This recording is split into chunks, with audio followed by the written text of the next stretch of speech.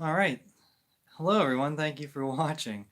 Um, this is from Rate Chaley's blog, and I'm surprised there's a lot of people. I'm surprised there's so many people on the live stream already. But just in time for Christmas, Merry Christmas. Your old rite sacraments are going to be banned, except for the Latin Mass, of course. Now, this is from Rate Chaley. Rorate has learned and can confirm that the instruction of the Congregation for Divine Worship Prefect Archbishop Arthur Roche on the application of motu proprio Traditionis Custodes is to be published next week. In parentheses, unless some extraordinary measure prevents the publication of the already approved text.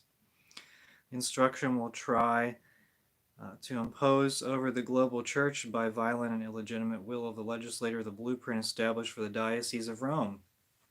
That's Cardinal Vicar months ago regarding all sacraments other than the Holy Eucharist. If we gather more details before this publication, we will let you know. Okay, so that's it. That's all that Rorate Chili said more or less about this. So the blueprint established for the Diocese of Rome just recently was Holy Week, traditional Holy Week banned.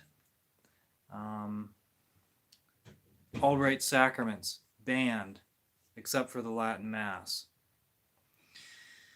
So, and in parentheses it says, unless some extraordinary measure prevents the publication of the already approved text.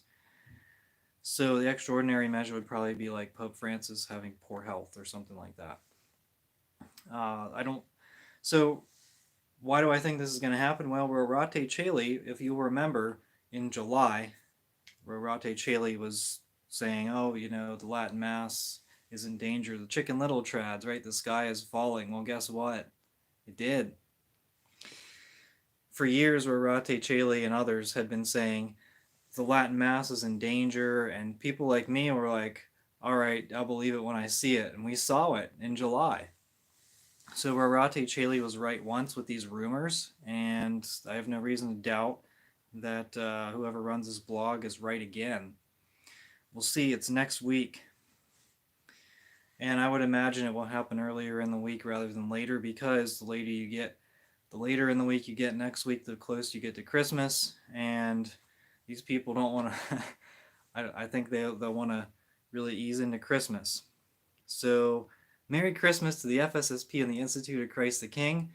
Your old rite sacraments are going to be banned. Your seminarians can't be ordained in the old rite, uh, presumably. You won't be able to. The priest won't be able to do any priest things. So they won't be able to administer old rite baptism, confession, confirmation. I don't know. We'll see what happens. Do you have your game plan ready? Now, one of the bad things here is the old rite ordinations. And this doesn't say anything. I don't know what's going to happen with the FSSP and the Institute. I would imagine that the Vatican's going to say, okay, well, you can still ordain priests, but it has to be in the new rite. You're good luck getting a bishop. Good luck getting a bishop to defy the Vatican. Good luck getting one of these diocesan bishops. So, which bishops have collaborated with the FSSP?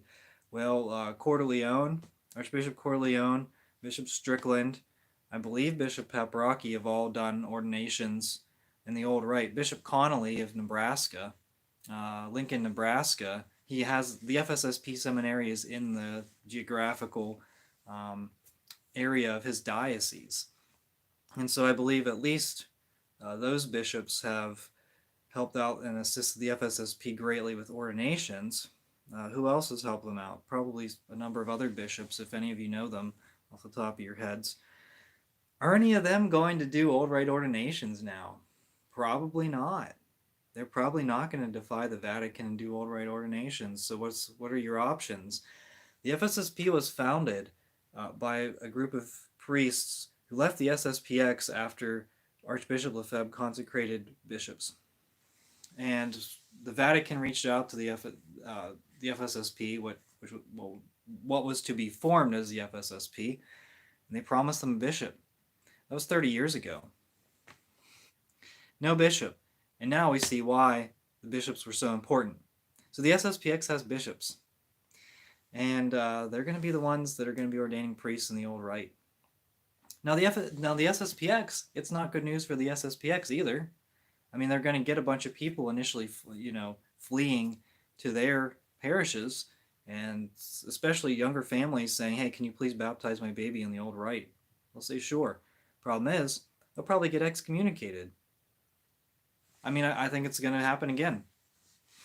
The SSPX will receive declaration of excommunication, which is will it be compliant, or will it be in line with canon law? I don't know, but I'm almost 100% positive that's the way things are going to go, the way we're headed right now.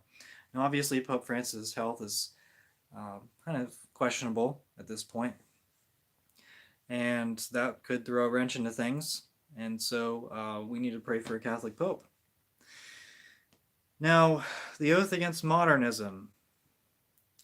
I posted a link to the oath against modernism. That is recited in the old rite ordinations. The priests recite the oath against modernism, in Latin, and they declare their intentions to reject modernism. That's not the case in the new ordination. And so, is that one of the reasons why the Vatican wants to ban these old rite sacraments? Is it because these priests are taking the oath against modernism? They're reciting the oath against modernism and the Vatican doesn't like it? I don't know, but it certainly appears that the beliefs of the current Vatican are more in line with modernism than opposed to it. And so there'd be an oath in favor of modernism, not against it, as far as the Vatican appears to be concerned. And this is a long oath against, this is a long declaration. It's not convenient for the priest to recite this whole thing in Latin. So is the reasonable action to cut it out? So this was established by Pope St. Pius X in 1910. Really, I mean, what's that, 111 years ago? 1910. Really pretty applicable to today. And I think that something that gets lost in the shuffle here, Pope Pius X, he's a pretty modern saint. I mean, he didn't live in any of our lifetimes. Maybe some people were alive while he was pope. I mean, there's still people that are living. Probably if some people that are 110, maybe a little older, but I don't think he's in a lot of our lifetimes. But it's still his ideas are still really relevant to today. I mean, the culture has changed in the past 100 years, sure, but not substantially to the point where he's irrelevant. I mean, even Jesus is relevant to today for sure, but he's a pretty modern saint, and modern by modern I mean he's pretty recent. He's a pretty recent saint. And what do you think? Do you want me to read this? This is a long one. I kind of want to read the oath against modernism so you can see what it says. Let me get to the comments here. Oh, wow. Wow, you people. Wow. All right. I didn't realize how many comments. Can the FSSP stop being nice yet and just call the man false prophet, antichrist he is? This is getting ridiculous. Pray the rosary and repent. Repeat often. Trying not to go SETI. That's a tough one. I don't support that because yeah. I mean, you're basically your own pope. I currently go to the FSSP in Sarasota because I cannot get to SSPX too far. Well, I mean, the FSSP is good for right now. Big step will be excommunication. This applies to the faculties granted to SSPX2 confession and marriages. Yeah, those faculties are going to be taken away. They just will be. So at what point, what do you think? At what point do you say, like, okay, the SSPX... So here's the thing with the SSPX people. They're like, don't go to the SSPX because they're schismatics. Okay, well then the virus shutdown occurred. Every single bishop, I don't know about in the world, but certainly in the United States, Every single bishop shut down public masses, banned the laity from the sacraments, and the SSPX did not. Now, at that point, is that a state of emergency? Some people say no, you shouldn't go there at all on a state of emergency. At least they're logically consistent. Because the people that said you can only go there in a state of emergency, what constitutes a state of emergency? Right now? I believe so. What if you can't get your baby baptized in the old rite? Does that constitute a state of emergency? What about priests being ordained? Well, what about priests needing ordinations in the old rite? Do they want to recite the oath against modernism?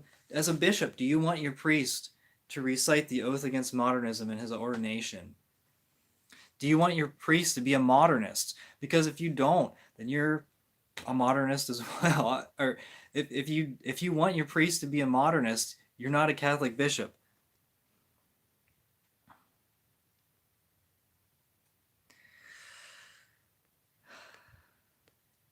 Going SSPX. What about Byzantine? Has anyone considered Eastern rites? Do you have any good Eastern rite priests near you? Check it out. To be excommunicated by a heretic is an honor. Well, I don't think excommunication is good in any level, even if it's by a bad pope. I don't think that's a situation you should strive for.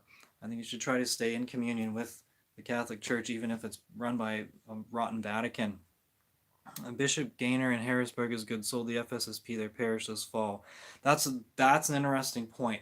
The FSSP, the buildings that they control, the FSSP Institute, some of them own the parishes.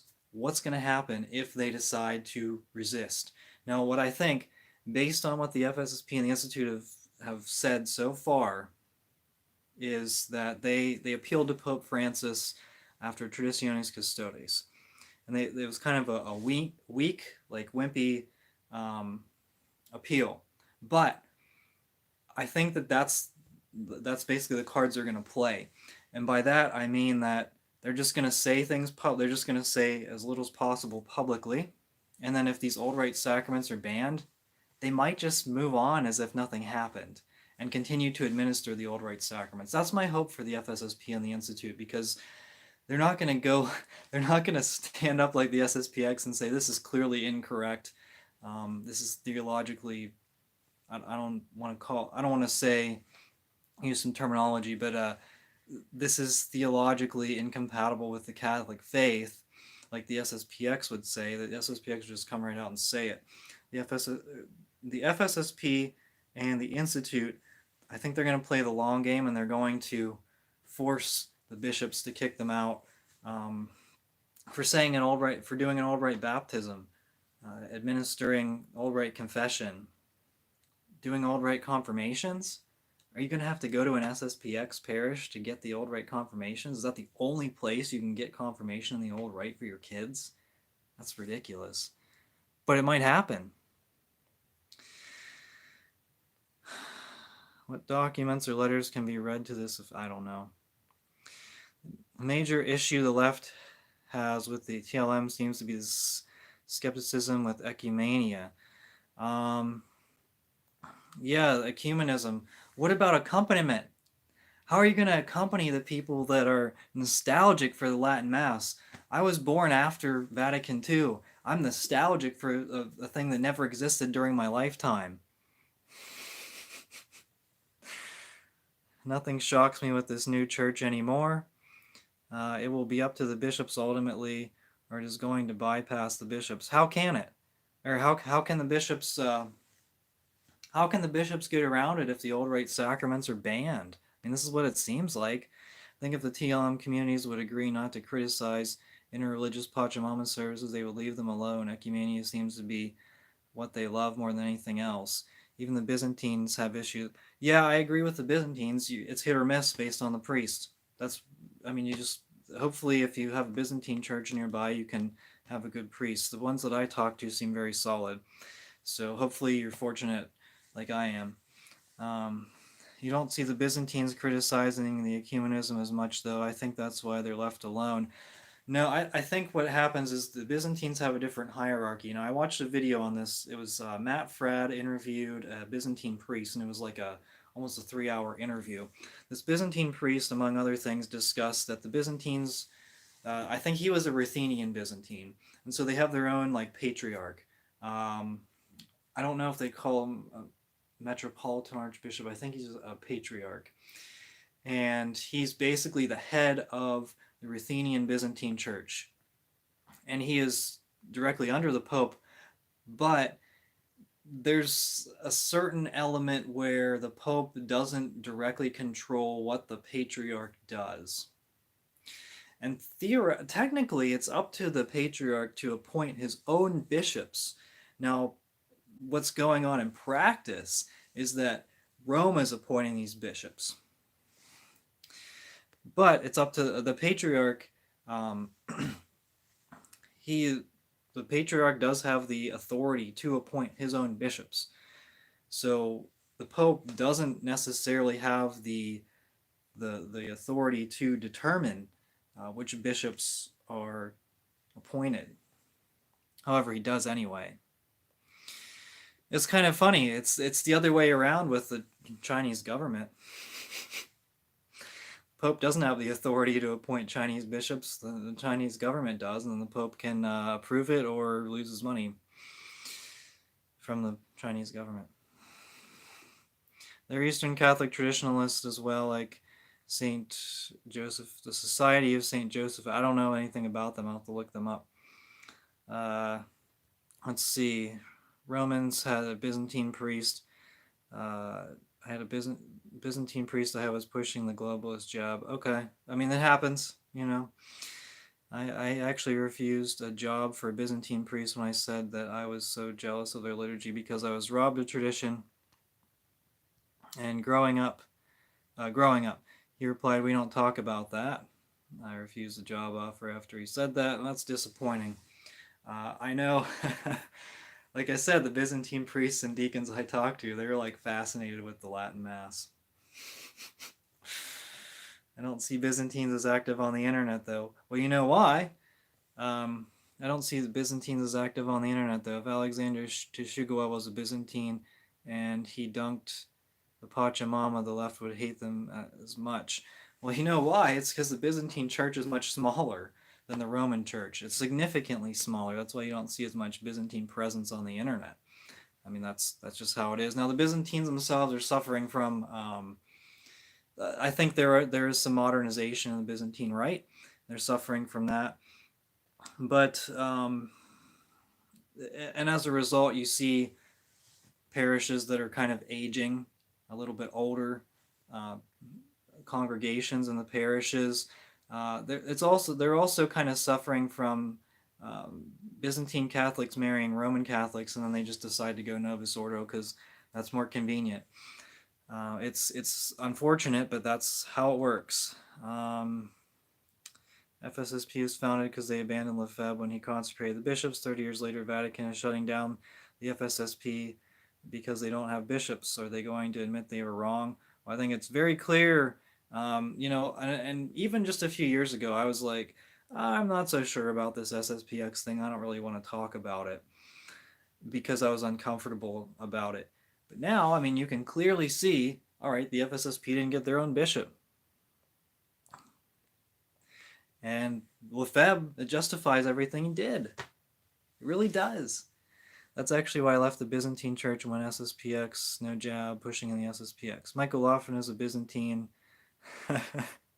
He is? Okay.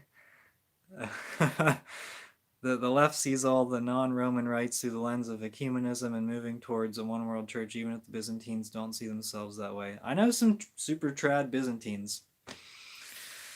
By the way, Alexander Teshugua has put out a plea from Austria for help, forcing the jab there for everyone in February. If you can get out, get out. You know, I don't really have any solution for that. Why don't I read through this oath against modernism? I can see most of you will leave the live stream, but I actually haven't read it, and it's going to take a little while. It's not very long. I posted the link in the description. I'll stop if I feel like something's important. This is to be sworn by all clergy, pastors, confessors, preachers, religious superiors, and professors in philosophical theological seminaries. Whoa. Clergy, pastors, confessors, preachers, religious superiors, and professors. Imagine that. Imagine that. In the Jesuit universities, the professors would have to take the oath against modernism if we were living in a Catholic society under the Catholic rules set in place by Pope St. Pius X. Imagine that. This is already like mind-blowing here. All right, I think it's my name, I, John the Son of Thunder, firmly embrace and accept each and every definition that has been set forth and declared by the unerring teaching authority of the Church, especially those principal truths which are directly opposed to the errors of this day. And first of all, I profess that God, the origin and end of all things, can be known with certainty by the natural light of reason from the created world, see Romans 1:19. That is, from the visible works of creation as a cause from its effects, and that therefore his existence can also be demonstrated. Secondly, I accept and acknowledge the external proofs of revelation, that is, divine acts, and especially miracles and prophecies, as the surest signs of divine origin of the Christian religion. I hold that these same proofs are well adapted to the understanding of all eras and all men, even of this time. Thirdly, I believe with equally firm faith that the Church, the guardian and teacher of the revealed word, was personally instituted by the real and historical Christ when he lived among us, and the Church was built upon Peter, the prince of the apostolic hierarchy, and his successors for the duration of time. Fourthly, I sincerely hold that the doctrine of faith that was handed down to us from the apostles through the Orthodox Fathers in exactly the same meaning and always in the same purport. Therefore, I reject the heretical misinterpretation that dogmas evolve and change from one meaning to another, different from the one which the Church held previously. Let me repeat that. I reject the heretical misinterpretation that dogmas evolve and change from one meaning to another, different from the one which the Church held previously. So use that, and if you're arguing with any modernists online, I also condemn every error according to which, in place of the divine deposit which has been given to the spouse of Christ to be carefully guarded by her, there is put a philosophical figment or product of a human conscience that has gradually been developed by human effort and will continue to develop indefinitely. Fifthly, I hold with certainty and sincerely confess that faith is not a blind sentiment of religion welling up in the depths of the subconscious under the impulse of the heart and the motion of a will trained to morality, but faith is a genuine assent of the intellectual truth received by hearing from an external source. Okay, I sincerely confess that faith is not a blind sentiment of religion. Okay, so this would actually seem to seemingly contradict Nostra Aetate. I'd have to compare the texts there, but this would contradict the interfaith document Nostra Aetate. Um, it appears this fifth point in the Oath Against Modernism. Okay, by this assent, because of the authority of the supremely truthful God we believe to be true, which has been revealed and attested to by a personal God, our Creator and Lord. All right, that's the first paragraph. That's the longest paragraph. A second paragraph. Furthermore, with due reverence, I submit in here with my whole heart to the condemnations, declarations, and all the prescripts contained in the encyclical Pascendi and the decree Lamentabili, especially those concerning what is known as the history of dogmas. I also reject the error of those who say that the faith held by the Church can contradict history, and the Catholic dogmas, in the sense in which they are now understood, are irreconcilable with a more realistic view of the origins of the Christian religion. I also condemn and reject the opinion of those who say that a well-educated Christian assumes a dual personality, that of a believer at the same time of a historian, as if it were permissible for a historian to hold things that contradict the faith of the believer, or to establish premises which, provided there be no direct denial of dogmas, would lead to the conclusion that dogmas are either false or doubtful. So this is against the intellectuals, and I can see this type of attitude very prevalent in Jesuit universities, PhDs. Many PhDs on Twitter that work for Catholic institutions. I can see this kind of modernism very prevalent in their attitudes. Likewise, I reject the method of judging and interpreting sacred scripture, which, departing from the tradition of the church, the analogy of faith, and the norms of the apostolic see, embraces the misrepresentations of the rationalists, and with no prudence or restraint adopts textual criticism as the one and supreme norm. Wow, this is really applicable to what happened directly after this. Um, as you can see, the New American Bible in particular, it was Scott Hahn. I was listening to one of his interviews. I forget who interviewed him, but it was about the Bible. I might have been Eric Sammons. I'm not sure, but the one Q source, um, basically they're saying, okay, so like we don't think. Th- I think they said like Matthew was written before Mark, or one of the Gospels was written before the other one because they couldn't. They just wanted it to be. They said, well, we're going to assume that this was written before this one, and then we're going to fill in the facts to fit our opinion, to fit our thoughts, our analysis. Um, you don't, and if you look at the scientific method, you have your tests. I don't know all the steps of the scientific method. I don't remember, but you start at with the testing, and then you draw your conclusions from the facts. But when you start, and this is actually a really bad explanation because it might be backwards for you. But when you start with a conclusion and then you try to fill in the gaps with with the facts, you're not going to get facts. You're going to get opinions. Um, okay, let's see.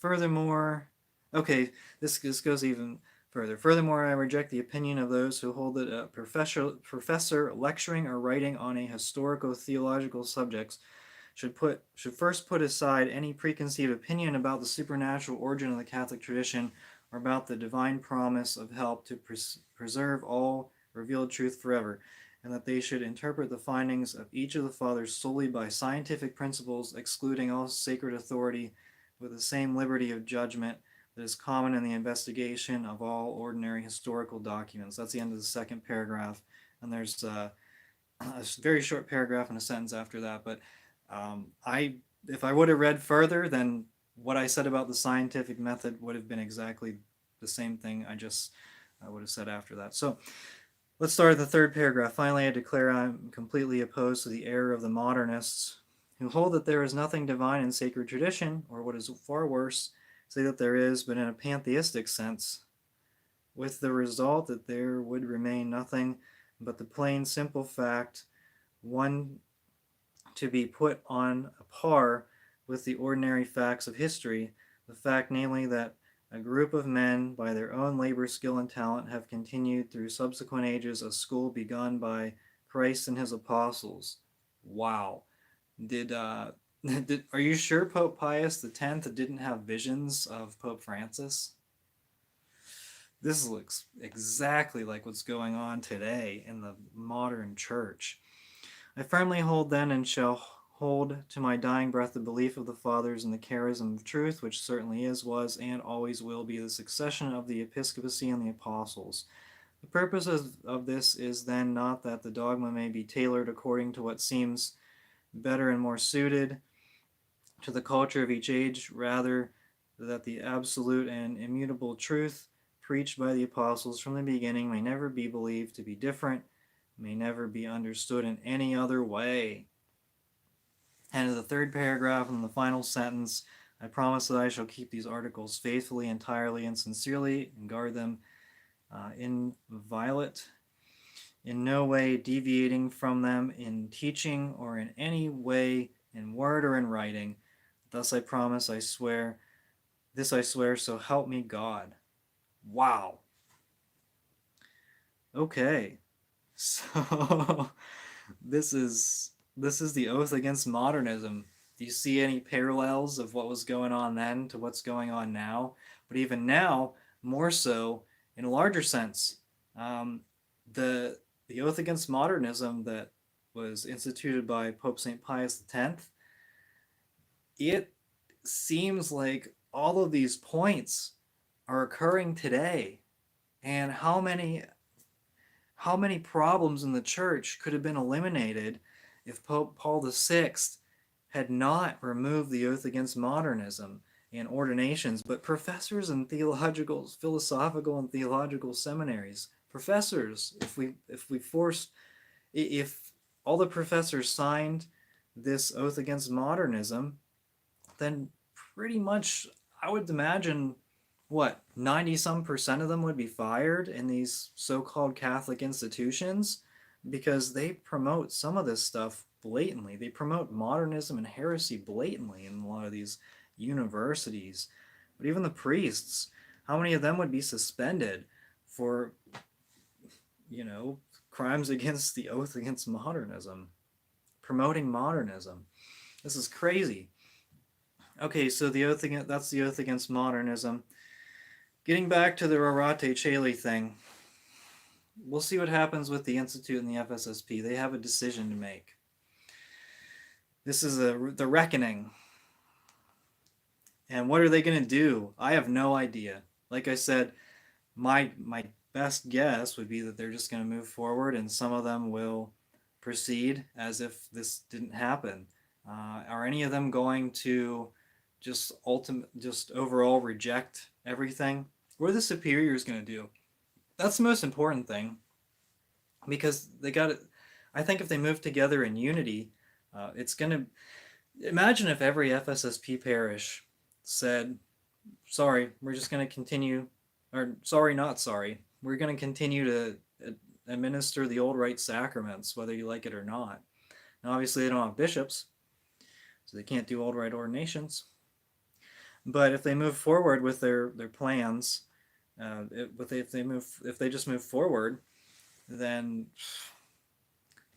I mean, what's the Vatican going to do? That's a pretty big. I mean, the FSSP and the Institute, and we can't discount the Institute of the Good Shepherd either. I always exclude them because there's only like one church in the United States. But I think that this group, it's a pretty big group. It's not like an insignificant group. So what's going to happen with them? I don't know. I really don't know. They don't have their own bishops. And the superiors, really, they need to lead them and stand up for the Catholic faith. What's going to happen with the seminarians? That's a big thing. What's going to happen with these old rite seminarians? FSSP Institute, they have large seminary classes. So they just spent how many years in seminary, now they can't be ordained? I'd be doing emergency ordinations immediately. I mean, did they not consider that? If they didn't consider that, even if they said we're gonna ordain you, sort of conditional, not conditionally, but we're gonna ordain you and then you're gonna stay in the seminary. Yeah, desperate times call for desperate measures. I mean, you have to do it. They had to see this coming. So we'll see what happens next week. Now, there's also the possibility that Rorate is wrong. It's not a good possibility. He was right in July, and so that's why I'm just going on the assumption he's right. If he's wrong, I will get on this channel and apologize. If he's right, we'll see what happens. Maybe the document might not be as bad as they're saying. That's another possibility. But everything's on the table right now. Everything's up in the air, especially the future of the FSSP and the Institute, which I don't think will exist in a year. That's another prediction for me. All right, well, let me see if there's any more comments in the live chat. Oh, wow. You guys are crazy. They must hold their ground. I missed a lot of comments. Wow. Is this for the SSPX as well? No, it's not. It's not going to apply because they're not going to follow that. Let's see. Anything else? Thanks for joining us, Lily, Christopher, Marlowe, Matrix. Okay. we all have to pray and think of different ways to tell the FSSP I told you so. I don't know. I mean, I don't think you need to kick someone while they're down. I think you just invite them in. Will the SSPX sort of have all these FSP priests merge with them? That's another possibility. We'll see what happens. Um, okay. Absolute Disaster Institute was so wonderful. FSSP as well. Yeah, I know a lot of the viewers. They found a refuge in the FSSP or the Institute of Christ the King. It is sad, but it's not the end yet. See what happens. Have your backup plan in place. That's what you got to do. Come up with something. Have a private chapel in your home. Whatever. Talk to your priests. This is urgent. Do it. Friday or Sunday, stay after Mass for a few minutes. If you're someone that leaves right away, stay after Mass. Talk to people. Got a network. So, all right. Well, that's all I got on this one. Thank you so much for watching. We are the laity. We will not be silent.